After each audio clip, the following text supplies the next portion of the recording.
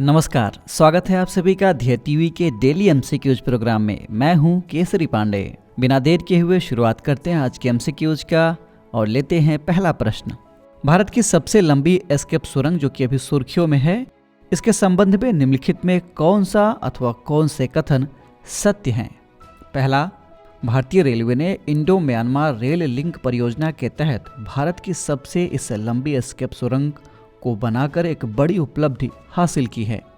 दूसरा, ये escape tunnel Sumbar और खारी स्टेशनों के बीच बनाई गई है, यानी इसके एक तरफ सुंबर स्टेशन है, दूसरे तरफ खारी स्टेशन है। चलिए बढ़ते हैं ऑप्शंस की ओर। ए केवल एक, बी केवल दो, सी एक और दो दोनों, अथवा डी इनमें से कोई नहीं, यानी ना तो एक ना ही दो।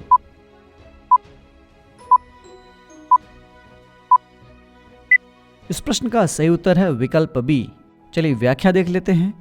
भारतीय रेलवे ने उधमपुर श्रीनगर और बारामूला रेल लिंक यानी USBRL प्रोजेक्ट के तहत कटरा बनिहाल सेक्शन पर भारत की सबसे लंबी एस्केप सुरंग बनाकर एक बड़ी उपलब्धि हासिल की है। यह एस्केप टनल सुंबर और खारी स्टेशनों के बीच बनाई गई है। घोड़े की नाल के आकार की सुरंग की लंबाई 12.89 किलोमीटर है। आपात स्थिति में बचाव कार्य को सुविधाजनक बनाने के लिए एस्केप टनल का निर्माण किया गया है। बढ़ते हैं दूसरे क्वेश्चन की ओर, सेकंड क्वेश्चन की ओर। हाल ही में सुर्खियों में रहे यूथ इनोवेशन मूवमेंट यूथ को लैब के संबंध में निम्नलिखित संगठनों अथवा अभियानों पर विचार कीजिए।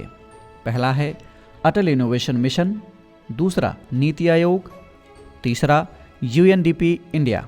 इनमें से कौन सा अथवा कौन से संगठन अथवा अभियान यूथ को लैब में शामिल हैं?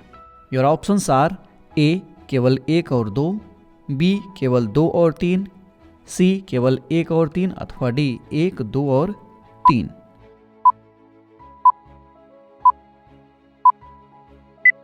इस प्रश्न का सही उत्तर है विकल्प डी, यानी ये तीनों संगठन यूथ को लैब को शुरू करने में यानी इसके संचालन में शामिल हैं।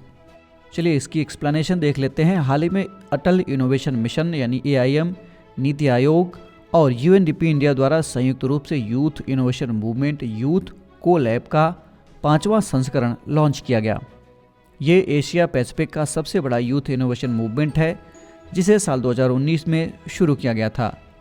इसका उद्देश्य नेतृत्व, सामाजिक नवाचार और उद्यमिता के जरिए सतत विकास लक्ष्यों यानी SDG के क्रियान्वयन में तेजी लाने के लिए, युवाओं को सशक्त बनाने के लिए एशिया प्रशांत देशों के लिए एक सामान्य एजेंडा तय करना है।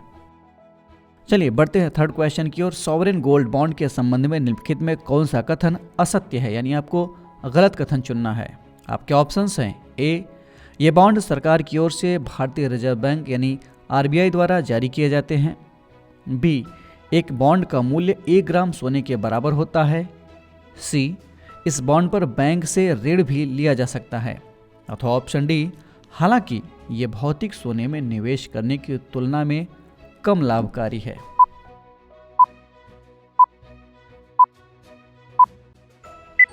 इस प्रश्न का सही उत्तर है विकल्प डी, यानी डी में दिया गया स्टेटमेंट सही नहीं है। एक्सप्लेनेशन की ओर चलते हैं भैया।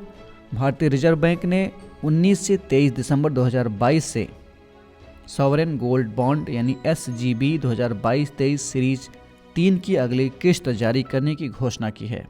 ये बॉन्ड सरकार की ओर से भारतीय रिजर्व बैंक द्वारा जारी किए जाते हैं। बता दें कि SGB यानी सॉवरेन गोल्ड बॉन्ड सोने में निवेश करने का एक तरीका है। इस स्कीम में 1 ग्राम सोना खरीदकर निवेश की शुरुआत की जा सकती है, यानी एक बॉन्ड का मूल्य 1 ग्राम सोने के बराबर होता है। आप इस बॉन्ड पर बैंक से ऋण भी ले सकते हैं। ये भौतिक सोने में निवेश करने के मुकाबले ज़्यादा लाभकारी है और निकासी पर सोने के बाजार भाव के आधार पर भुगतान होने से लाभ मिलता है। बढ़ते हैं फोर्थ क्वेश्चन की ओर, यानी चौथे प्रश्न की ओर। हाल ही में किस राज्य के लाल चने को GI टैग दिया गया है? आपके विकल्प हैं ए तेलंगाना, बी आंध्र प्रदेश, सी कर्नाटक, अथवा ऑप्शन डी छत्तीसगढ़।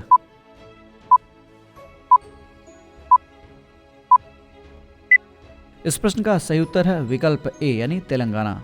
चलिए व्याख्या देख लेते हैं। तेलंगाना राज्य के तंदूर और उसके आसपास के वर्षा वाले क्षेत्रों में लाल चना बोया जाता है। हाल ही में इसे जीआई टैग प्रदान किया गया है। इसके साथ ही तेलंगाना राज्य के जीआई टैग पंजीकृत उत्पादों की संख्या बढ़कर 16 हो गई है। लाल चना पोषक तत्वों से भरपूर होता है और प्रोटीन का अच्छा स्रोत है। इसमें लगभग 24% प्रोटीन होता है, जो कि अन्य अनाज के मुकाबले 3 गुना ज्यादा है। चलते हैं अगले प्रश्न की ओर, जो कि आज के इस एपिसोड का अंतिम प्रश्न है, यानी 5वां प्रश्न है। India international science festival 2022 Madhya Pradesh के किस जिले में आयोजित किया जाएगा? आपके ऑप्शंस हैं ए जबलपुर, बी सागर, सी भोपाल अथवा D Chhindwara.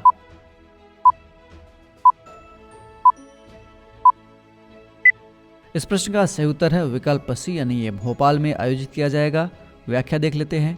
India international science festival 2022 का आयोजन इस साल मध्य प्रदेश की राजधानी भोपाल में होगा। इसका आयोजन जनवरी 2023 में किया जाएगा। ये भारत के G20 की अध्यक्षता संभालने के बाद होने वाले कार्यक्रमों में से एक प्रमुख कार्यक्रम है।